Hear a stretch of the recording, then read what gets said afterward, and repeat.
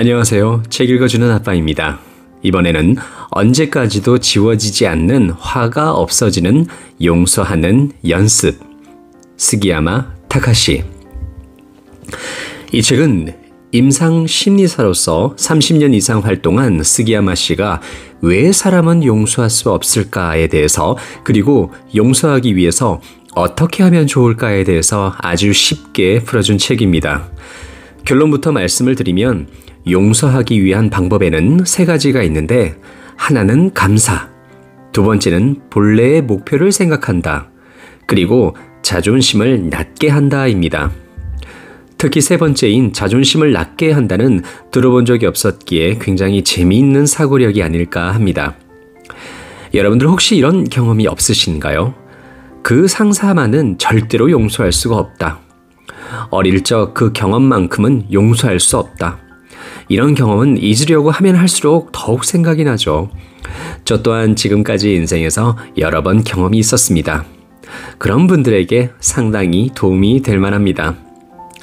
첫 번째, 용서할 수 없는 것에 대한 단점입니다. 먼저 여러분들이 누군가에 대한 용서할 수 없는 경험을 한번 생각해 보시기 바랍니다. 그 경험은 머릿속에서 좀처럼 떠나지 못하게 되죠. 그런 사람 다시는 생각하고 싶지 않지만 오히려 더 생각이 나게 되죠. 지금 생각해도 어쩔 수 없는데, 그 외 다른 일들도 많은데 하면서 생각하기도 싫은데 오히려 더 생각나서 자신이 괴로워지는 일이 있으시죠?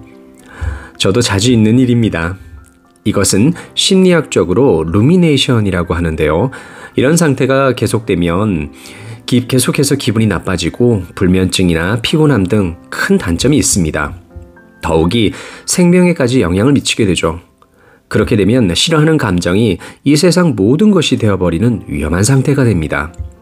이런 용서할 수 없다는 감정에 따른 스트레스는 몸과 마음까지도 손상을 입게 됩니다. 결코 여기에 빠지지 않도록 해야 합니다. 두 번째는 용서할 수 없는 이유입니다. 다른 사람을 용서할 수 없는 이유는 결론부터 말씀을 드리면 사회에서 살아가면서 인간의 뇌 구조상 그렇게 만들어져 있기 때문입니다. 이 말로는 좀처럼 이해하기 어렵기 때문에 구체적인 사례로 설명드리겠습니다. 예를 들어 연못에 있는 잉어를 생각해 보세요. 잉어에게 먹이를 주면 바로 모여들면서 먹이를 먹죠. 하지만 먹이가 없어지자마자 아무 일도 없었던 것처럼 다시 헤엄을 치죠. 먹이를 빼앗긴 것에 대해서 용서할 수 없다고 공격하는 잉어는 한 마리도 없죠. 하지만 이런 일이 인간에게는 있어서 용서할 수 없는 감정이 되어서 서로 싸우기도 합니다. 어떻게 보면 잉어는 미련이 없는 성격일까처럼 보이겠지만 그런 의미는 아닙니다. 잉어는 사회를 만들지 않기 때문에 뇌의 구조가 인간과 다릅니다. 사람의 뇌는 사회에서 살아남기 위해서 여러 가지 룰과 규칙을 잊지 않기 위해서 기억할 필요가 있습니다. 우리 사회는 모두가 함께 도와주는 것이 아니라 적이 있고 아군이 있듯이 그것을 기억하도록 진화되었습니다. 이것이 구별되지 않으면 사회에서 살아가지 못하게 되죠. 한편 잉어의 뇌는 잉어로서 살아감에 있어 필요한 것을 기억을 합니다. 잉어의 경우에는 예를 들어 같은 연못에서 생활을 해도 사회라는 구분이 없이 한 마리의 자립한 잉어로서 생명을 유지하는 겁니다. 그래서 잉어들끼리의 적군, 아군, 이기고 지는 것은 의미가 없습니다. 즉, 먹이를 빼앗겼다고 하더라도 그걸 외우는 것 자체가 불필요합니다. 인간은 사회를 형성하고 그곳에서 살아남기 위해서 외우는 것이 많습니다. 그래서 용서할 수 없는 상대나 질투, 복수심 등을 머릿속에 기억을 하게 됩니다. 즉, 용서할 수 없는 이유는 인간의 숙명입니다. 자, 정리를 하면 용서할 수 없는 것은 인간이기 때문에 당연한 것이라는 겁니다. 이것을 자각하시기 바랍니다. 세 번째는 용서한다, 용서 안 한다의 필요성입니다. 용서하지 않겠다는 감정에는 처음에 말씀드린 것처럼 단점이 이렇게나 많으면서 왜 있을까요? 원래 사람의 마음에는 전혀 쓸데없는 감정이란 없습니다. 여러 가지 감정은 우리들이 행복해지기 위해서 필요하기 때문에 존재하는 겁니다. 그래서 용서할 수 없는 마음도 쓸데없는 감정이 아니다라는 겁니다. 그럼 무엇을 위해서 용서한다, 용서 안 한다의 감정이 존재하는 것일까요? 결론부터 말씀을 드리면 용서한다는 것은 정말로 중요한 것이 무엇인가를 발견할 수 있기 때문입니다. 여러분들이 용서할 수 없다는 것에 대해서 다시 한번 기억해 보시기 바랍니다. 예를 들어 가족에게 상처를 주거나 누군가의 말에 의해 자신의 존재 가치에 손상을 입히거나 자존심을 건드렸다거나 할 때가 아닐까요? 사람은 정말 소중한 부분에 상처를 입는 것을 힘들어합니다. 사람은 용서하거나 용서하지 않거나 하기 전에 분노를 느끼거나 겁에 질리는 감정이 먼저 선행됩니다. 뭔가 좋지 않은 일을 당하면 이런 제길 가만두지 않겠다 하면서 먼저 분노가 치밀어 오르죠. 그 다음에 용서할 수 없다는 감정이 되기 때문에 용서한다거나 용서하지 않는다라는 감정이 무엇인지 새롭게 생각하지 않기 때문에 알아차리지 못하게 됩니다.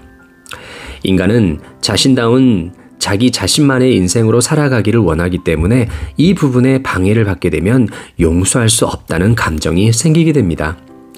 그래서 여러분들의 과거 용서할 수 없는 것은 여러분들에게 있어서 무엇인지를 한번 생각해 보시기 바랍니다. 네 번째는 용서하기 위한 방법입니다. 마지막이 중요하죠. 여기서부터는 구체적으로 용서하기 위해서 어떻게 하면 좋을까요? 처음에도 말씀드렸습니다만 그 방법은 감사, 본래의 목적을 생각한다, 그리고 자존심을 낮게 한다. 이 세 가지입니다. 먼저 감사입니다. 이것은 가장 효과가 좋습니다. 감사하다는 것은 자신을 소중하게 해주는 누군가의 존재를 실감하는 것입니다. 이것이야말로 정말 효과가 있으며 그 이유가 있습니다. 인간은 원시 시대부터 만해라고 있어서 이것은 리스크를 모니터링하는 뇌입니다. 만약에 리스크를 느끼면 마음이 아프다는 감정을 가지게 됩니다. 이것은 사회에서 배제되면 살아가지 못하도록 되어 있어서 사회적 가치를 의심하는 열등감에 대해서 민감하게 아픔을 느낍니다. 이런 마음의 아픔을 달래주는 것이 바로 누군가에게 호의를 받는 것입니다. 감사할 수 있는 상대방이 있다는 것은 누군가의 호의를 실감할 수 있는, 즉 자신에게는 아군이 있다는 것으로 받아들입니다. 여러분들도 아군이 있다는 것만으로도 안심하게 되죠. 여러분들의 마음속에 감사하는 사람들이 많으면 많을수록 여러분들은 용서할 수 없다는 감정으로부터 멀어져서 살아갈 수 있게 됩니다. 즉, 일상생활에서 주변 사람들에게 감사하는 사람들은 문제가 적은 것은 용서하는 습관이 있기 때문입니다. 이것은 누군가 용서할 수 없다라고 생각할 때도 유효합니다. 만약 여러분들이 상사로부터 불합리한 것 때문에 혼났다라고 해봅시다. 그럴 때는 이렇게 생각합시다. 저의 인식 부족이었습니다. 지도해 주셔서 감사합니다. 이것은 진정으로 상대방을 감사하지 않아도 됩니다. 여러분들이 상대방에게 감사하는 태도를 보이는 것만으로도 상대방은 용서할 수 없다는 감정을 완화해 줍니다. 그렇게 되면 용서할 수 없으니까 화를 낸다는 상대방의 자존심을 주고 뺏는 싸움에서 빠져나올 수 있습니다. 어떠신가요? 지금까지 이야기들로 활용할 수 있으시겠나요? 하지만 감사에도 한계가 있어서 기본이 안 되어 있는 어거지를 쓰는 상대방에 관해서는 감사하는 마음으로는 대응이 안 됩니다. 이런 경우에는 도망가는 것이 상책입니다. 즉, 관여하지 않는 궁리를 해야 합니다. 두 번째는 본래의 목표를 생각한다입니다. 여러분도 화가 나서 상대방을 용서할 수 없는 상태가 있으실 겁니다. 하지만 용서할 수 없는 상태에서는 기분이 안 좋아지고 마음에도 상처를 입고 단점뿐입니다. 그런 생각을 할 여유가 있다면 여러분들이 하고 싶은 것, 본래의 목표나 인생에서 소중하게 생각하는 것에 집중하는 것이 훨씬 좋습니다. 용서할 수 없다고 생각하는 것을 손실이라고 생각하십시오. 앞으로 용서할 수 없는 감정 상태에서는 여러분들의 강력한 목표를 다시 생각해 보시기 바랍니다. 그렇게 되면 용서할 수 없다고 생각하는 것 자체가 쓸모없다는 것을 알게 될 것입니다. 세 번째는 자존심을 낮게 한다입니다. 자존심이 높으면 콧대가 높아져서 주변에 감사하는 마음, 신세를 졌다거나 폐를 끼치고 말았다거나 라고 생각하지 않습니다. 하지만 자존심을 낮게 하면 사람을 부러워하는 것에 대한 저항감이 없어집니다. 그렇게 되면 상대방에게 감사하기 쉬워지고 여러분들의 마음속에 감사하는 마음으로 존경하는 사람들이 늘어나게 될 것입니다.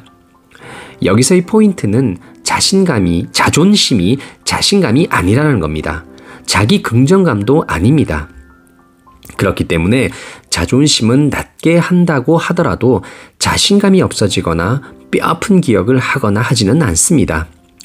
오히려 자존심을 낮게 해서 여러분들의 사회적 지위를 여러분들 마음속에서 낮게 설정해도 자신에게는 이 정도는 할 수 있다는 자신을 가져도 됩니다. 예를 들어 여러분들의 사회적 가치를 낮게 한다고 주변으로부터의 평가가 변하지는 않습니다.